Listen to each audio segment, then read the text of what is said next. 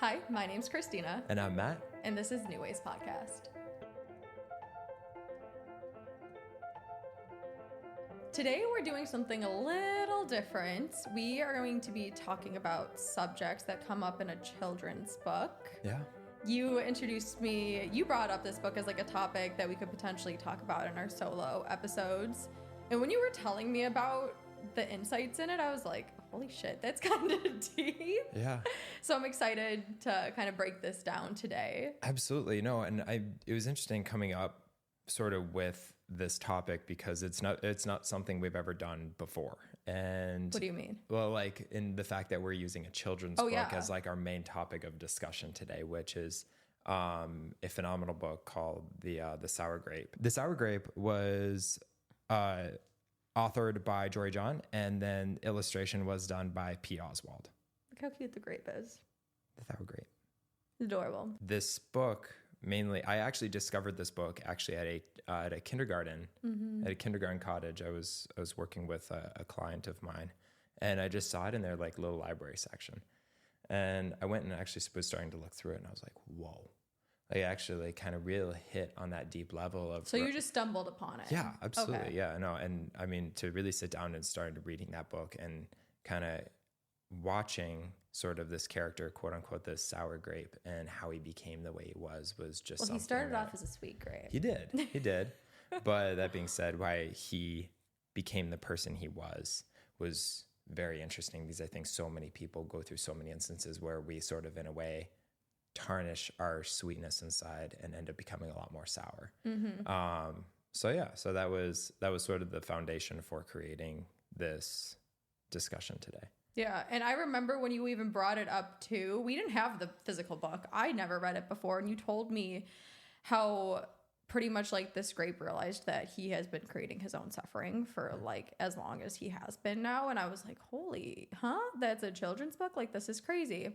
So on that note too, I can do it or you can do it if you want. Do we want to kind of like go through just the story before we start breaking it down? Give a brief overview? Yeah. So I'd say, the book really kind of starts out about this quote unquote sweet grape, this, and kind of just honestly reminds me of a little kid. And he had a loving family. He had all of these things. He had a loving community. He had great parents, good grandparents. And so through that, he sort of built this kind of quote unquote, all this happiness in his life and in the world because he had happiness surrounding him. He became a huge product of his own nature. Yeah. And then through over time, he kind of had some pivotal moments happen.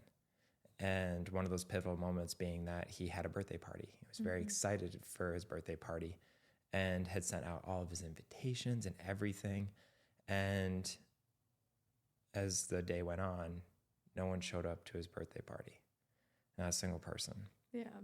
And you could see the sort of chemistry in that character's mindset began to shift because they went from kind of feeling this like sweetness, this happiness inside to quote unquote, a sour sort of feeling, a lot of resentment, a lot of regret. And he says frustration, grudge. Yeah. And he says grudge constantly.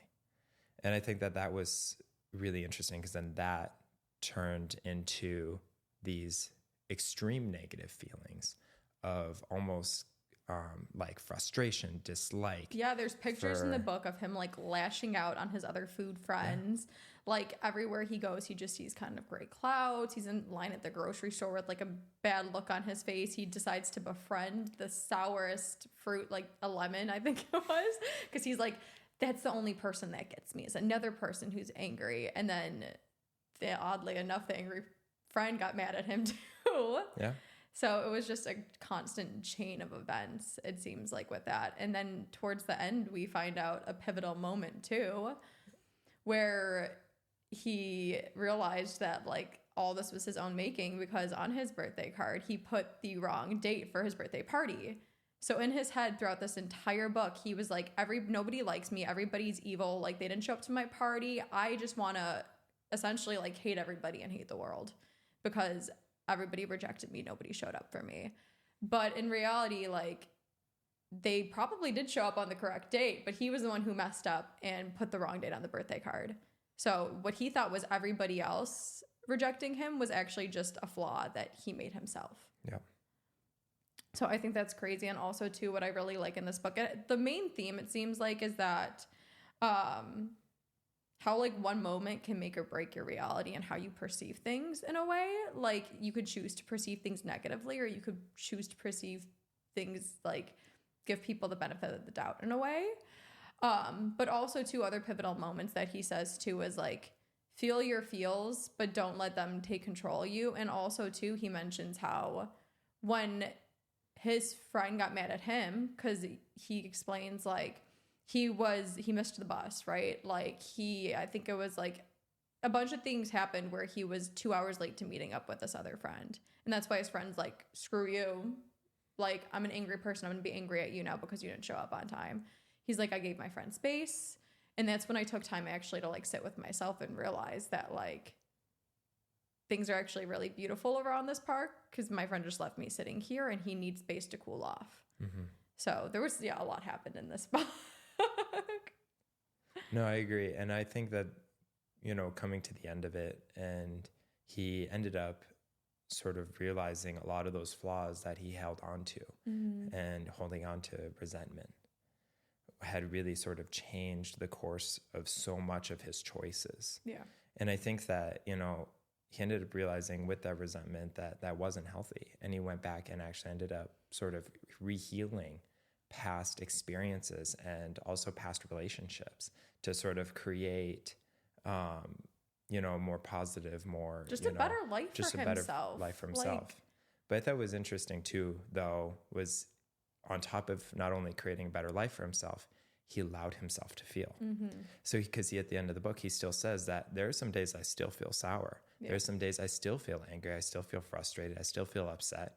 But I know that I still have a good support system around me. And I know that I can still feel these things and not have to worry about, never having to, like, be in a situation where I have no one. Yeah. I think that was something that so many people struggle with all the time, because some of us are so, what's the word I'm trying to use? Some of us are so keen to making sure that everything kind of has to be perfect. Yeah. I think we're also very programmed to dramatize things. Yeah. And once again, think of, like, the worst case scenario.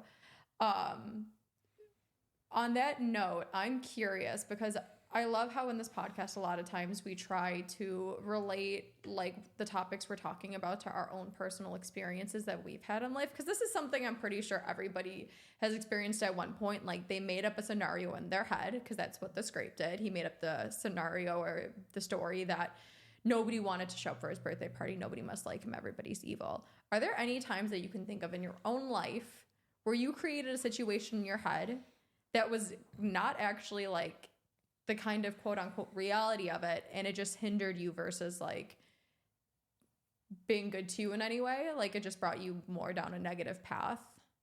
Can you think of any moments? I think automatically I think of situations just as a kid when I thought I was in trouble for doing something that I didn't do. Yeah, no, I always considered myself to be a like, quote unquote, a good grape. Right, a sweet grape. But I was in school and I can't remember what it was for. I think it was in 3rd or 4th grade, and I ended up actually getting detention for, I think, staying out late at recess. How old were you? Do you think? I think I was 12. They had detention when you were 12? Or no, that was 6th grade. So. No, that was like, I was 8. Yeah, I was like 8 years old, 9 years old. I'll never forget this. Yeah, we had detention. And so I ended up staying out late at recess. I somehow didn't hear the bell. My friends and I were playing, and a teacher walks up to us. She goes, the 4 of you will be headed to, so-and-so's office, and you're going to sit there. And your parents will be called, you guys, missed. We have been inside for the past 20 minutes and, no one has, you guys have not come inside.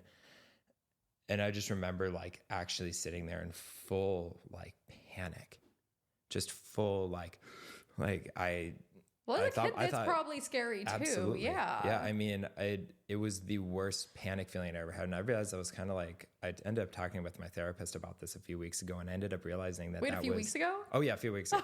No, because we were talking about like things in our life that have, like moments in our life that kind of created what we call negative core memories. Yeah, like a pivotal moment where it's just like, it doesn't seem like that big of a deal, but it stuck with you. Correct. Yeah. And it like almost kind of made or break like my own reality in that moment, because I was like, oh my God, I'm going to detention. Like, I've never done this. Like, my parents are gonna be so upset. I'm gonna be grounded for life. Like, who knows what's gonna happen? Like, I just went to ultimate like worst case scenarios. I'm like, am I gonna have to run away now? Like, you know, like, oh yeah, no, I was one of those kids. Because I wanted to do everything by the book. Okay. And I'll never forget getting home that day, so scared.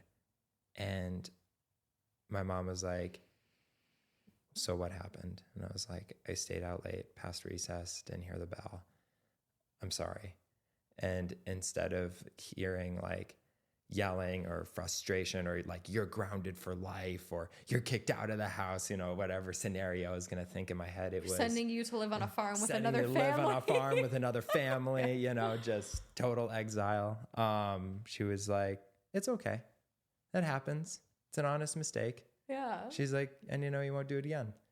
And she's like, you know what? I'm proud of you for just coming to me and just telling me what happened. That's all. Aww. And then she just gave me a high five. And at 8 years old, I didn't realize back then, but still to this day, how much of an impact that made for me, because like, I know that a situation like that could have gone in a much different direction if it wanted to. But my mom at that moment chose to be active, not reactive, you know? And I myself chose to not allow it to hinder me past what I had thought up to that point. So, yeah, but before you talked with your mom though, in your head, it's like, it was awful. The world is burning down. Yeah. And I'll never forget, as long as I live, like that little moment was such a huge thing. But I know for yourself, I'm sure you've had plenty of moments like these. Oh yeah. I can think of, surprisingly enough, like my childhood is kind of like blurred out a little bit. I was definitely, I just know for sure I was like a rambunctious child, and I don't know. We don't have to get into it. I want to comment. I mean, we do have to get into it, but that's besides the point. I don't know if it's just me, like, up until my... Only if you want to. Sorry, no, it's okay. Because I say that though, because I'm pretty sure that up until like when things started going a little south in my family, which is when my parents decided to get divorced, like for the early part of my childhood, like I think I had a pretty good childhood. Mm-hmm. It was probably just like me and my sisters like making fun of each other and like crashing Barbie cars a lot of times, I think. So I don't know why a lot of that like future early memories of mine are kind of repressed in a way or something. Maybe just because it's like a lot of it was fun, because my life was really good up until like things got really bad. On that note, just to comment on yours is children, we're blank slates. And as much as we want to think children know better, they really don't. And when I hear that story in my mind, I'm like, why didn't the teacher give you the benefit of the doubt, and instead going straight away to like, how dare you disobey me? You're being punished. I'm calling like the dramatics. Yeah. Why didn't you just be like, hey, why didn't you guys come in? We've been worried about you. Yeah. Like, you just get so much better results, I feel like, with kids when you try to come at a position from understanding versus accusing. Yep. Because a lot of times I like to think with adults should know better, you would hope, but like you can't do better until you know better, and like you're learning still, especially at that young of an age. I want to say, when I think of this subject, my first recollection of like overthinking, and thankfully now I'm better at controlling my thoughts to this day, but I'm sure you can even think of some like present day as an adult where your mind's like creating scenarios in your head. My first, and what I think the most drastic moments for me, was probably in like my teens / like early 20s, when it comes in regards to like semi kind of like friendships. Because I've told you this a lot of times, like in my teens or like when my parents started getting divorced, I feel like I wasn't loved a lot. So I would, whenever like a friend or like a significant other wouldn't answer my text messages or phone calls, automatically I'm like, they don't like me anymore. I'm like, uh-oh, like what did I do wrong? You know, you create scenarios in your head. So I think that was probably the earliest, is like, I just remember from the ages when my parents started getting divorced, it was a really weird time for me. So I think it was like 7 or 8 up to like 13. Like I didn't really have friends. Like I was a little slightly overweight. Like I wore sweatpants a lot. Like I just did not have good confidence, self-esteem, or like a support system. So finally, when I started to get some friends again and like gain back my confidence through like doing some self-work on myself at such a young age, when I finally started getting friends back, I was so scared to lose them. So whenever they would give me a moment of kind of just like a cold shoulder, instead of just being like, oh, it's probably a them thing, they're probably having an off day, they're busy, they're just not by their phone, or at that point like AIM, you know, messaging back in the day, I would automatically be like, oh my gosh, I did something wrong.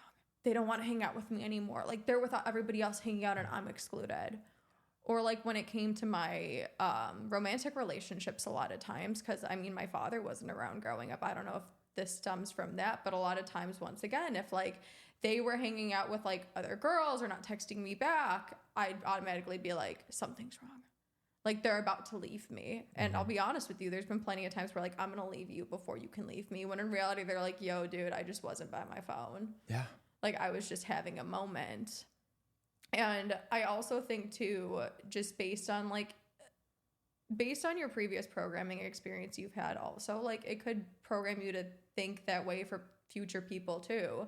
Because after I got out of my long-term relationship and I jumped into a new one, I realized I was projecting feelings from my ex and things he would do onto this new person. So instead of being vocal and being like, why didn't you text me back, like what's going on, or why did you do this, I automatically would just jump to like the characteristics of my ex and be like, oh, they're doing this because they're like secretly texting another girl, or like they're out with their boys getting drunk and like going to the strip club or something. You know, like it's so crazy how we create these scenarios in our head, but I would get so much anxiety and depression from it and ruin perfectly good relationships. Yeah. Kind of like the sour grape did. Yeah. So that's kind of my take on it for like early/mid adulthood in a way, is that caused me a lot of anxiety and stress. And now over here, I'm like, it's all good. Yeah. You know, you do the work a little bit. You realize that a lot of times, like, you're only the main character of your own story. People got their own stuff going on. If you don't like me, that's your own thing. I'm good. I got me. And the world's a good place. Let's give people the benefit of the doubt. Like, ever since I've kind of adapted that mentality, oh my gosh, life's been so much better. Yeah. Yeah. And I think that that's the thing, is so many people don't give people the benefit of the doubt. We don't. And you and I have talked about this a lot, you know, and it's something that's like, because I think the thing is like, we are so quick to judge. We're so quick to come forward and have like, say, this is how I perceive you. Yeah. And a lot of it is due just to based off your own insecurities in who you are.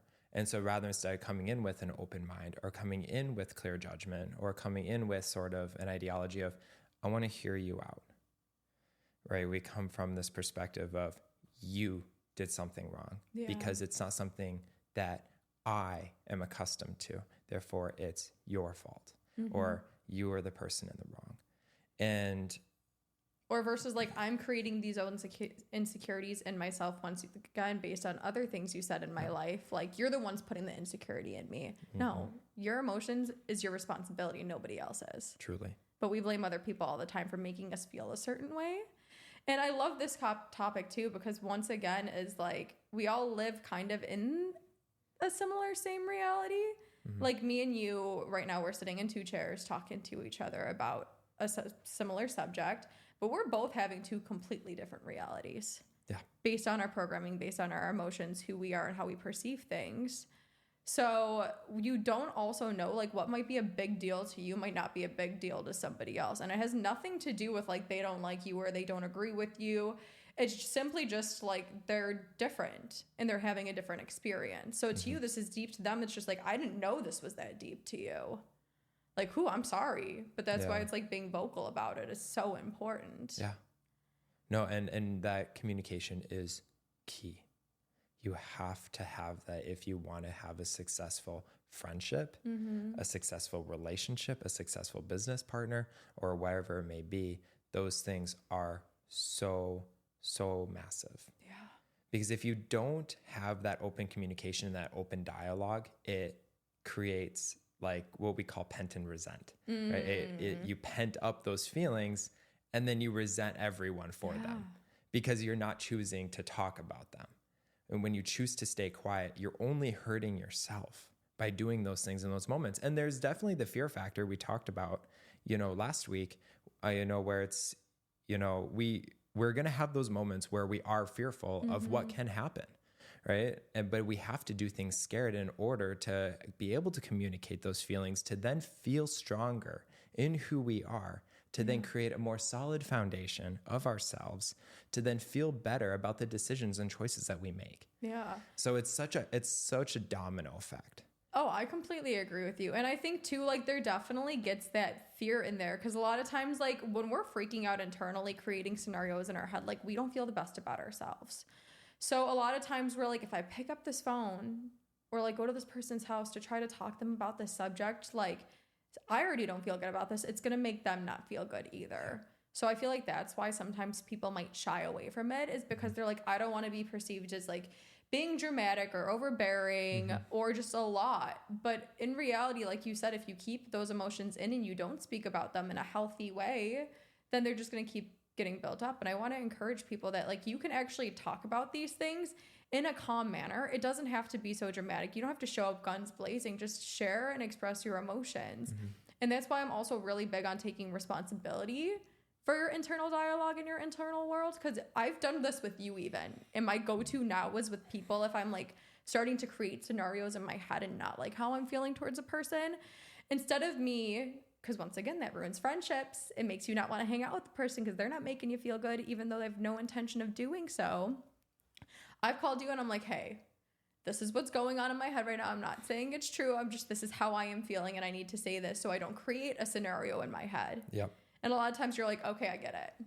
Yeah. Like taking responsibility for yourself. Then it's not like I'm blaming you for my emotions. It's me just saying, this is what's going on. And I'm trying not to feel this way. So can you either tell me if it's a yes or a no? Absolutely.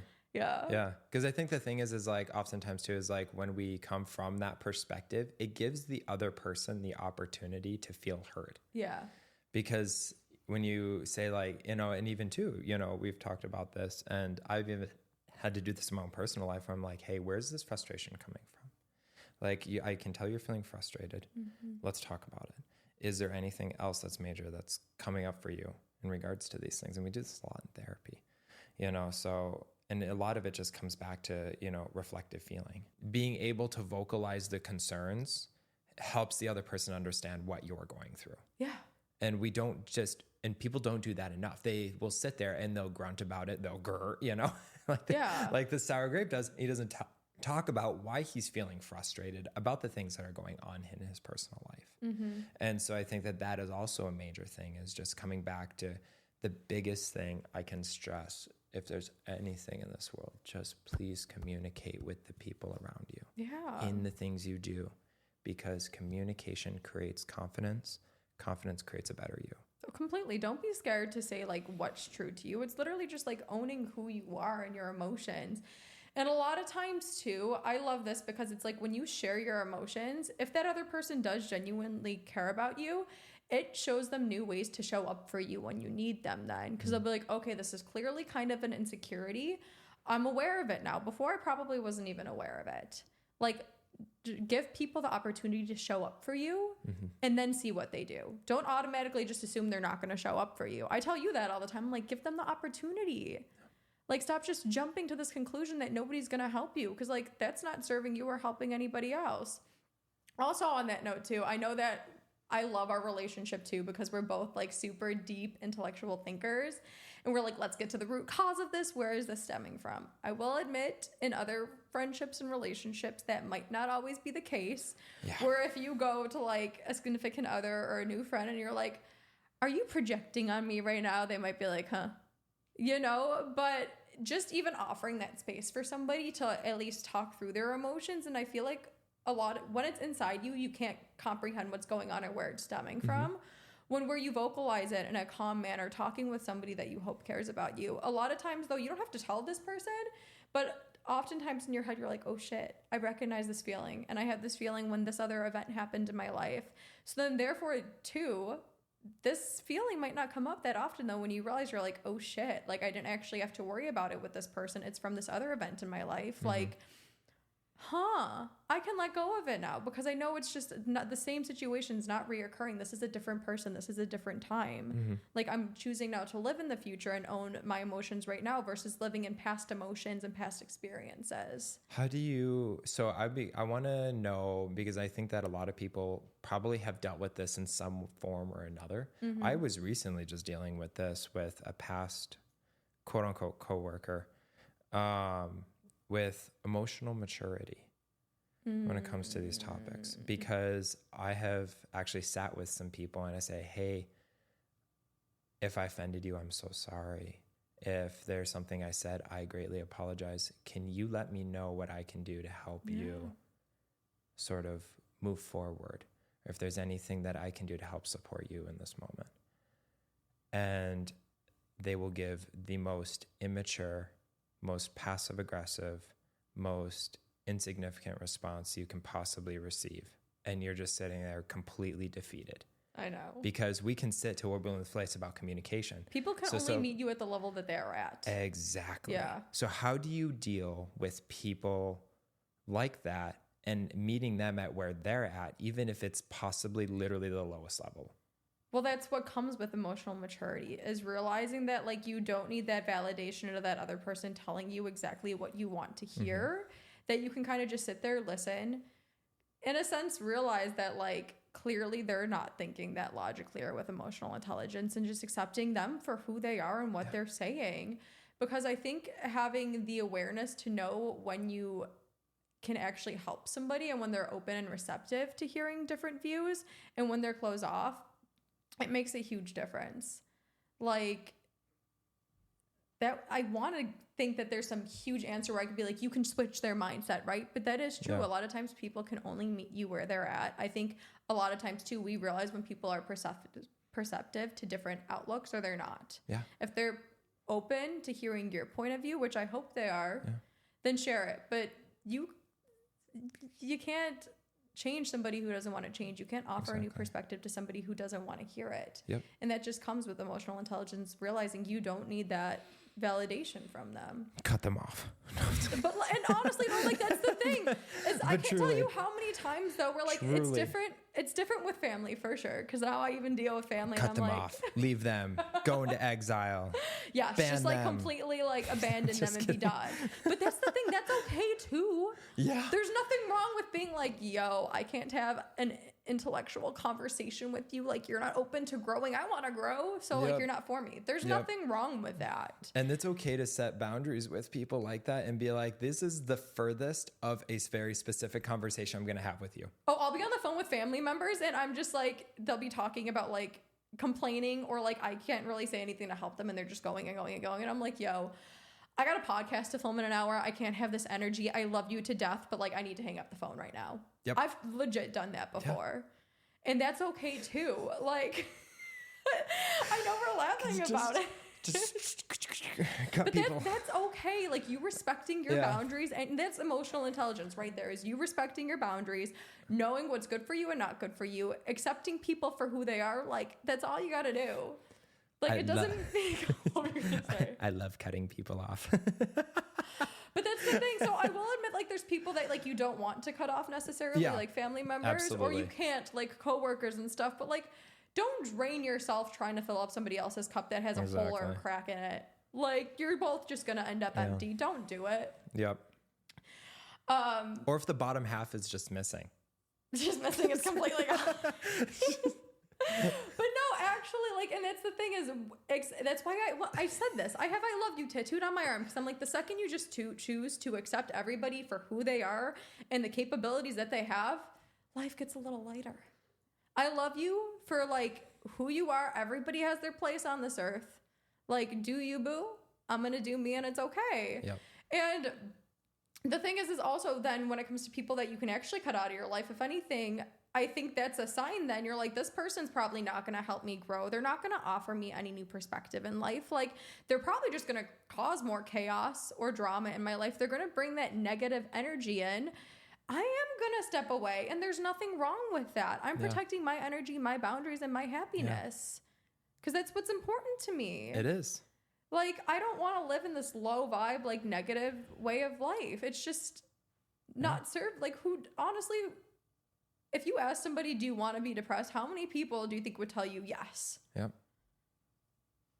So it's like, if I tell you I'm protecting my energy and my happiness, like, if they don't respect that, then that's somebody you don't need to be around. Yep. Let's be honest.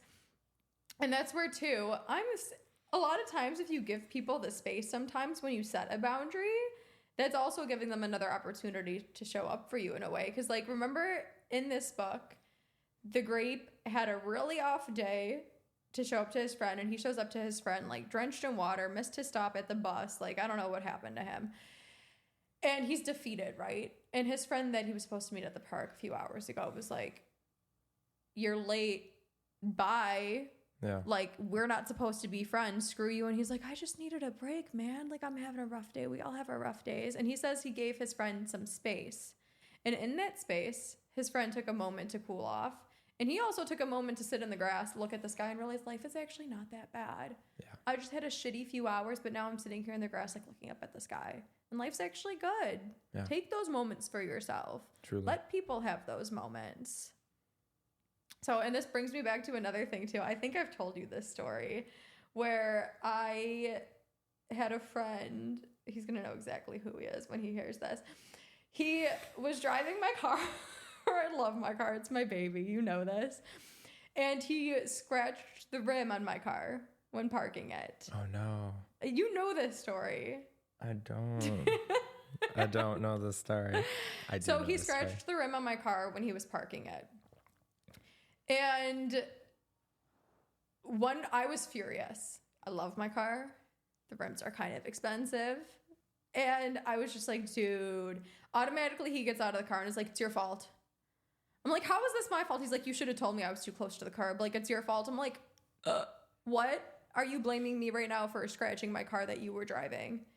And at that moment, too, I'm like, you need to leave me alone, please. And he's like, no, like, it's your fault. Blah, blah. And, like, he wanted me to acknowledge right away, like, and validate him. And I was just like, it's okay to stand true to who you are, too. I was like, no, I need my space. Please give me my space. To the point where, like, a third friend there was like, I'm doing so hard not to mention his name, but, like, you need to leave her alone for a second. I'm like, I need a moment to not react. Just calm myself down because I know it's only a materialistic thing. I know it doesn't really matter. It's not that deep. It can be fixed. But right now, I'm still heated. Please leave me the F alone. You know what I mean? Yeah. So I think, like, right there also I was just realizing, like, I could have easily just engaged with him in an argument and be like, are you crazy out of your fucking mind? Like, you are the one who physically did this. How is it my fault? Yeah. Instead, I was like, please just leave me alone. I need to breathe. And after that, I was a lot better. After, like, he came back from being in the store. We got dinner. It's all good. It's a materialistic thing. It doesn't matter.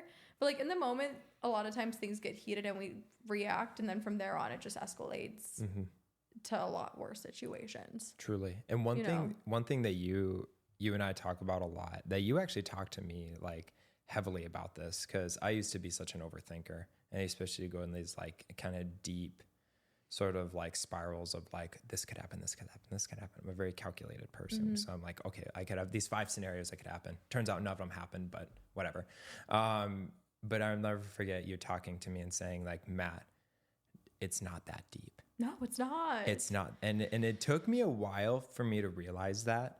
But once I started realizing that, I looked at the world so differently, because everyone's opinions, even if they were like an off-colored comments and, you know, completely just strange behavior and emotions, and no matter what, I was like, okay, it's really not that deep. No. This really is only affecting me. Like you said, I just needed my space for 20, maybe 10, 15, 20 minutes to just be by myself, walk away, come back to the situation a lot more grounded and controlled. Because when you're grounded and controlled in those moments, like you said, you could have, like, spiraled, spiraled and had a fit, and you had every right to, right? But you chose to take that step back. You're like, oh, I need a minute. I need to take some time for myself. I need to figure out how to handle the situation in the best that I know to be true. Or just talk myself down. Because automatically seeing that I knew, I'm like, it's a thing. Yeah. It's replaceable. It's a thing. Yeah. Like, okay, it's money. I can make more money. No big deal. He paid for it anyways. Like, but you're like, we're programmed to react a lot of times. Like, it's just our instincts kicking in. And taking that space though for myself and like realizing, like telling myself and thinking logically, like, it can be fixed, not a big deal. I love this person, they're my friend, blah, blah, blah, blah. Versus like if I reacted, it would have turned into a whole nother issue because now there's a fight going on. And then chances are we would be so heated, like trying to do a bunch of things. We would go throughout the entire day just like mad at each other and not doing well and waste so much time and energy being mad for no freaking reason. When I could have just took that moment. Everyone's like, I don't have a moment to sit. I have to go to my job. I have to go to the gym. I have to do this. I'm not going to think about the bad stuff right now. It'll go away. It doesn't. I'm sorry. You carry that negative energy with you the rest of the day until you sit down and you're like, I don't need to carry this. I'm going to put it down. You have to put it down in order to like let go of it. Yeah. Oh yeah, absolutely. I used to be such a carrier. I like carrier of like those emotions. And I used to do this a lot. And I think people really struggle with this. And this is such a huge thing is people don't give time for themselves. I used to never be someone who did this. And I started balding because of it. Balding? Balding. Boy, you're 26. I know. Stress. Stress. I'm happy to say I haven't found a gray hair yet. So. That's good for you. The rest of the world is. It's because I take a lot of time to myself. You know that. The Botox comes in nicely. No, I'm just kidding. But I will say though, truly that one of the biggest things that I did so much of when I worked my first serious job as a therapist was working residential, and I held on to everything because I would go home at night and I'd be like showering, thinking about like, oh my God, my documentation wasn't done right, or this wasn't done right, or this could have been better. I could have said this differently, or like this client was feeling this way, so I should have handled it like this. But you can't go back and change any of it anyway. So correct. But people still hold on to that because the thing is like when you hold on to those things, it feels like in a way that you give it a huge sense of importance. Therefore, a lot of people will hold on to that importance thinking that they care. And oftentimes they mistake the care for physical stress and anxiety that actually is literally controlling them. We were actually just talking about this earlier with the movie Inside Out 2. And I said my favorite line from that movie was when Joy said to anxiety, she said, "You don't control how Riley feels." And I think that's, you don't get to control how Riley feels. And I think that is something that's so huge because like we allow our anxieties, we allow these feelings of depression, we allow these massive amounts of stressors to really sort of control who we are in those moments, and don't give ourselves that ability to walk away from those situations and actually decompress. That's why negative coping mechanisms and all these things are so huge. And people drink on the weekends and everyone looks to a Friday night because we hold so much of that during the week, and we can't give ourselves that space and energy to reset and start the next day over again. It always builds up until we're at a place that we can't hold on to it anymore. And so we release it in just unhealthy bursts, and that's burst the thing. ways. Like you can't hold on to any more. So it's just like you physically like fall down. You're like, oh my gosh, I'm actually physically now exhausted as well as mentally, or like you burst out because it's just like there's nowhere for this other stuff to go. Exactly. And I love how that came up because I was listening to a podcast yesterday. I don't think it was related to this, but I feel like it can definitely be used in the same way. He was like, I feel like in a sense, when you're holding on to all this stuff, you're actually blocking yourself from having other good things come in as well. Because the thing is he's like, I meditate so much because for source to come in me and give me new things, I have to have space up here. If there's no space, things can't come. So a lot of times when you're holding on to that other baggage, like it puts on these blinders to all the other things in the world, and you don't see the other things that are meant for you to come in. You don't see the good stuff. You're just holding on to all this negative. Like you have to let go of that stuff to allow more things to come in. If not, like you're constantly living in the past. And like, do we want to be living in the past? I don't. Like, it doesn't serve anybody. You're not progressing. Like, you need to let that shit go so better stuff can come into you. Yeah. So I'm like, take the time for yourself. Yes. Yeah. I love when he said that, though. He's like, I meditate to empty my mind so I can allow new stuff to come in, because everything that's in there, it's already been in there. I've already analyzed it. I don't need to hold on to it anymore. Truly. I'm going to let it go. Yep. So I love that. I know, too, I wrote down a quote from this book that we can kind of maybe end with. If you want to elaborate on it, you can. Absolutely. It says, if you look at things in the right sort of way, and if you remember to be kind, considerate, forgiving, and grateful, life can be pretty sweet. I thought that was so cute. It was. The two biggest words that really stuck out with me in that sentence were forgiving and grateful. And you know how I feel about the word grateful. Yeah. And it's so important every day to recognize that you are where you are because of who you are. And if you want to make a change, make it. Yeah, because you can change yourself. That's the thing. Nobody said evolution's a thing. Yeah. Like, nobody said you have to stay the same. Yeah. So change who you are, and then things around you are going to start changing. Absolutely. And I think it's such an important thing. And consistently, I think at the end of the day, when you look at a lot of different relationships, whether that be with coworkers, with bosses, with friends, with family, learn to forgive, recognize that you need to set your own boundaries, and then also being able to do that, feel grateful for the little moments that you do have and those moments that do feel good. Expand upon those and create redirection. Completely. Because I'm a big believer too of like, what you go looking for, you're going to find. Yeah. So instead of looking for the negative in everybody, instead of seeing the bad in the world, why don't you choose to look for the good?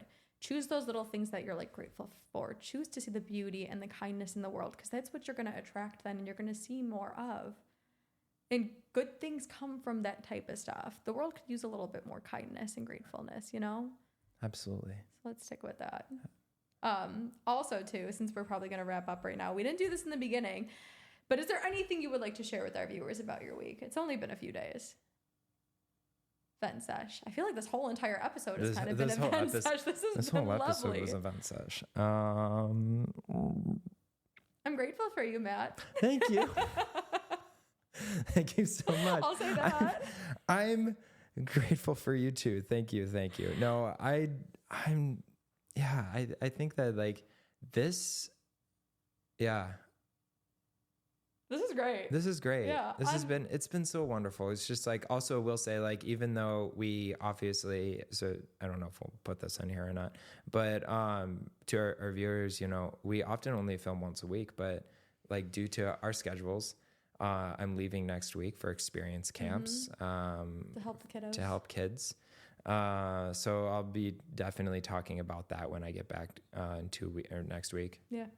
And but so we had to film 2 episodes this week and back to back, and it's been great. And it's just like, but there's so much like planning and everything that we're doing, and so everything was like tenfold kind of after coming back from Hawaii and releasing everything this week and making sure everything came together and done right and properly, and actually everything was uploaded. It takes time, and so it does take time. It and was energy. it was a heavy week for us. So putting all this together, but I'm just glad that we pulled through and made it so, and it's doing great. So, well, thank you guys for listening. Until next time, we're grateful for you guys, and I love you. Thank you so much.